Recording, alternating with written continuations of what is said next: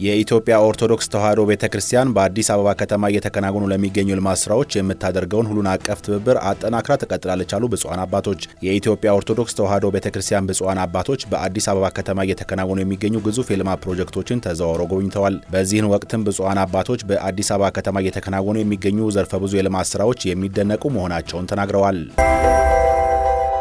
የኢትዮጵያን ባህል እሴት ታሪክና ጥበብ የሚያስተዋውቅ የከያንያን ቡድን ወደ ተለያዩ ዓለም ሀገራት ያቀናል አለ የባህልና ስፖርት ሚኒስቴር። ከፋና ፖድካስት ጋር ቆይታ ያደረጉት የባህልና ስፖርት ሚኒስትር ዴኤታ ረዳት ፕሮፌሰር ነብዩ ባዬ የከያንያን ቡድኑ 70 የሚጠጉ አባላትን ይዟል። ቡድኑ ሩሲያ፣ ብራዚልና ግሪክን ጨምሮ በበርካታ የዓለም ሀገራት ስራዎችን እንደሚያቀርብ ነግረውናል። በተያያዘም የባህልና ስፖርት ሚኒስቴር ኢማጂኒንግ አኒሜሽን ሚዲያ የስልጠና ፕሮጀክት ማስጀመሪያ መርሃ ግብር አካሂዷል። ፕሮጀክቱን ለማስጀመር የሚያስችል ስምምነትም የባህልና ስፖርት ሚኒስቴር ከኮል ጆን ሲ ሮቢንሰን ማዕከል ጋር ተፈራርሟል።